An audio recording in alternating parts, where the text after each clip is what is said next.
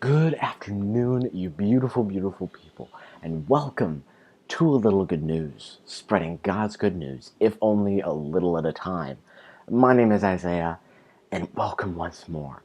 I am super hyped for today's episode, because today is our debut episode, and I just want to say right off the bat, thank you so much for coming, taking the time out of your day. I'm really, really appreciative and grateful of you guys for doing that little act. And I know God is very appreciative as well. Now, before we get into this, I want to warn you about four different things. Number one, this podcast entirely Christian. Therefore, you won't hear cussing, you won't hear inappropriate jokes, sex jokes, anything of that kind. Jesus didn't do it. I don't want to do it. As well as I want to keep this as kid and family friendly as possible. Number two, I am a huge, huge nerd. So you will hear nerdy references, nerdy jokes, maybe some bad puns in there. It just depends on the day, as well as we will be going into the science of some of this stuff. Science of crucifixion. Today, a little bit of the science of darkness and the history of darkness. And I just want you to be prepared for that. Number three, this podcast, its mission statement is to both educate and equip those who will go forth and give God's love, His mercy, His kindness, and His compassion to others. Now, that could be fitting for someone, a missionary going over into an overworld country, or it could be someone right next to you that you try and let them see God's light and His love. And the final thing, because you have a stereotypical white American, I have no idea how to pronounce some of these other cultural names. I speak very, very little Spanish, so that's about my reach. Again, I also want to thank you so, so much. If you listen thus far, I appreciate you and your support. Now, on to the main segment of today's episode, darkness or comfort. Now, darkness, the word, or the concept, it's a pretty easy concept to understand. Where a shadow falls, there is darkness. Darkness, by definition, is the absence of light. Well, the word, however, is in the dark. It simply appears in Old English around 500 years ago. The closest word that we have to the Old English origin, dark, is the Old High German word, taranjam, which means to hide or to conceal. And this seems very fitting, as darkness hides what's lying in plain sight. For example, in the Middle Ages, you would siege a castle, unless you had a very, very sizable force, in the middle of the night, so that you could get closer and have more troops without the enemy castle seeing you, therefore giving yourself a better chance to siege the castle. And like in this way that the castle defenders can't see what's in front of them, they can't see what's hidden in plain sight, these siegers. Children are scared of the dark for that reason. They can't see what's lurking around them. They can't see that. And their mind goes bonkers with the possibilities and imaginations of a small child. Which we'll actually talk about children and how they relate to Christ in a later episode. But for now, just know that children are kind of the opposite of everything else. You see, as we grow older, we grow more and more comfortable with the dark. Teenagers especially love the dark because of its qualities of, helping us sleep. Though some teenagers can do it anywhere. Trust me, I've seen a guy sleep standing up, leaned up in broad daylight. But this darkness that we become so accustomed to is hurting us more and more than we know. You see, darkness allows us to remain ignorant to the things that are staring us straight in the face. It conceals or hides them. That's the point of darkness. But then, we turn off the lights ourselves. If there's a subject we don't want to talk about, we don't really want to discuss, we put it over in a corner, we flip off the lights, and we just sit there. And because we can't see it, before long, we'll forget it. We'll just, never mind, I forgot it. And because we forget about such a thing, it vanishes for us. It vanishes in our mind. Well, the problem is, somehow or another, some person will come along and flick on the light switch.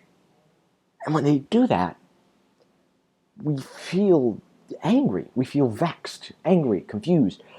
I used angry twice there. Annoyed would be a better word. We feel that if we ignored the problem, if we just put it off in the corner, didn't talk about it, and just left it be, that everything would be fine and dandy and the problem would vanish on its own. That's not how things work, and we know that. But we hope in our minds and our hearts, it'll just go away. It'll just go away. It'll just go. We know that this is not how that works. We know that once somebody flicks on that light switch, whether that be God, whether that be a family member, a friend, when somebody flicks on that light switch and it reveals the problem that's staring us straight in the face, we feel how we should have all the time. We should feel uneasy, scared even. We should feel as if we have a need to destroy what is staring us straight in the face, the problem. We need to get rid of this problem. I don't like this problem. We need to get rid of it. Well, you take the path of least resistance, in which you just shut off the light again and forget about it. Which is not what should happen. We should deal up front with this problem. But again, we take the path of least resistance and go ahead and turn off the light again. Which is, it's putting a Band-Aid on a bullet wound. And moreover on that, it's like putting an infected Band-Aid on a bullet wound. You see, lying to yourself about the dark is even more terrifying and worse and horrible for you than actually having the darkness in you. And in Matthew 6:23, it actually tells about this. It says, "But if your eyes are unhealthy, your whole body will be full of darkness. If then the light within you is darkness, how great is that darkness?" End quote. That's the NIV version, if you're wondering. In a more modern tone, this means that if your eyes are looking at things they shouldn't be, your heart's not where it should be, you're generally filled with darkness, and you pass it off. You lie to yourself. You say, it's fine, it's light. You know what? The problem has vanished on its own. It's fine, it's good. I'm good. You're making that darkness darker because you've lied to yourself. You've allowed this darkness to grow. It's like having a cancer inside you and saying to the doctor, it's fine. It's not gonna grow. It's fine. It's perfect. Yeah, I'm great. You've just given permission for that cancer to grow. And then later on down the road, when you have stage 4 cancer, it's not gonna be fine. You've lost the ability to solve the problem because you've put it off. You've turned off the light and said, I can't see you, you can't see me. The problem will simply vanish. What I find amazing here is how easy it is for people to believe something that is so obviously wrong to be right.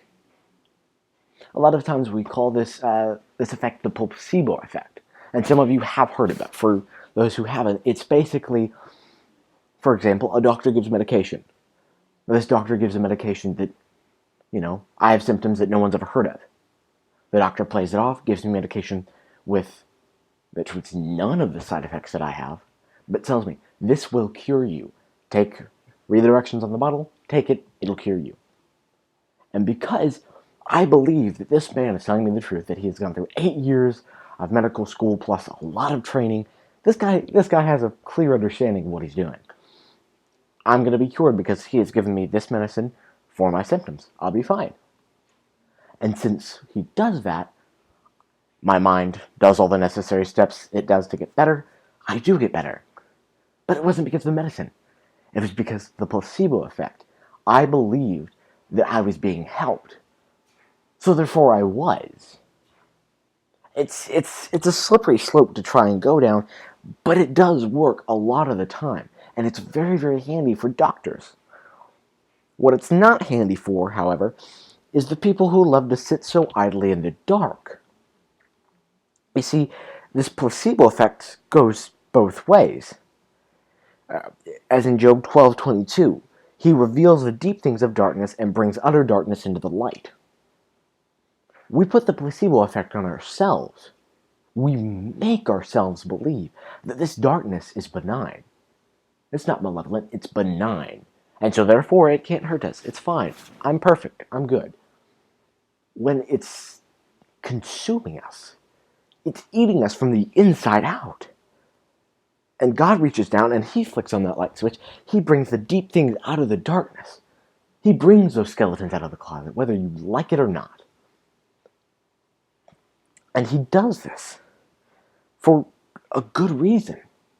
You see, if we were honest with ourselves, this darkness, this benign, as we call it, darkness inside ourselves that we have, that everyone has, it's just a little darkness inside of us. If we were honest, this darkness feels like a rock in our chest. If you've ever seen a piece of obsidian, you know what I'm talking about. This black hunk of a rock stuck in your chest. You can feel that it's kind of pushing everything else out of the way. It's making you uncomfortable, you know?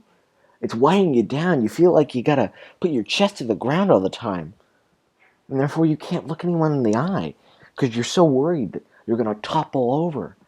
You have to keep your head just so that you can balance. It's weighing on you. And therefore it allows you to have an excuse to, oh, I don't feel right, you know? It's a phase I'm going through, and it's an excuse that we use. And what God does is he'll turn on that light switch. And he'll reveal us the things that we can destroy and get rid of this hunk of black rock that's in our chest. He will take it out. He will. But we have to let him. And that's the hardest part. Letting go. Letting go from our control. And God has a difficult time just watching us struggle. Watching us try and carry this black rock however we can. Even if it means that our mortality is ruined. When I'm asked, hey, would you fight in a war? Well, yeah, for my country. The problem is, what price would I pay? And given the chance, I would pay that price. But many times people say, would you take revenge? And no, I wouldn't. Yes, my means are accomplished. Yes, I feel better. But again, there's always a price. So what price to my mortality? What price to my morals? My values? Can I stand and be the man that I've said I am? And that's where everything becomes extremely difficult. And it's better if we just get rid of this black rock anyhow. So, literally, because I've been dancing around the subject, God is not just this super high up ethical being where we can't touch him and he's just ruling over us. Yes, he is a king above kings, and he is this high and almighty God. But since it's so close to Christmas, and I'm going to talk about this, because he came down in human form, the lowest, he was a carpenter. He wasn't a king. He wasn't a wise man. He wasn't a prophet. He was a carpenter. And to go so low as to raise his people up, that he was the footstool instead of the person climbing on the footstool. So what I'm trying to say here is, God isn't just this super high, impossible to reach figure. He's a father, an amazing friend, one that would put him, his own self, over the barbed wire so you could get across safely. And I think that we have a very, very different view of him in today's society. I mean, in 2 Samuel 22:29, it says it perfectly. You, Lord, are my lamp. The Lord brings my darkness into light. End quote. He's our lamp. He himself is the light switch. We have to choose to flick him on. To say, I don't want this darkness anymore. I want to turn you to me. I want to turn myself to you, Lord. I want to thank you again for just sticking with me. That was the end of today's main segment, and I hope you learned something from this. I definitely did. And before each episode, I'll ask God to guide my words. Because, let's be honest, I have no idea what you guys are going through. I'm a middle class white American who's never known hunger, who's never known fear, who's never known the back of the hand. And I know that some of you have out there. I know that some of you are in the worst possible place imaginable. And many times people will tell you, oh, Jesus is the answer. And you don't quite understand. But that's okay. Not tons and tons of people understand what's going on when they're just beginning. So if any time you're in a need of doubt, and trust me, I learned this just a few months ago. But if you're in a need or a doubt, say 2 words. Let go. Let go of your pride. Let go of your strength. Let go of your fear. Just let go. And I know it's scary because you're hanging over an abyss. Every moment this darkness threatens to consume you. It feels like the opposite of logic, just to let go. And that's how God works, the opposite of logic. And now that we've ended this philosophical thing, I want to thank you once more for just being there, for surviving one more day. You did it. You survived. And that's one of the toughest things that we can do. Now I hope the Lord will see this podcast because He's directed me to it. And I hope He'll let it grow because I want to reach as many as you guys as possible. At the end of every podcast, I'll pray for both you guys as well as the podcast. So please join me. If you don't, you can skip this. Lord, I just thank you. I thank you for today. I thank you for yesterday. I thank you for tomorrow. Lord, I thank you for all those people that are just surviving. They don't worry about who Johnny and Brock are dating. Lord, that they're just worried about surviving. Lord, that there are some people that turn so high to you, Lord, that they stumble and they trip. Lord, that they trip over people.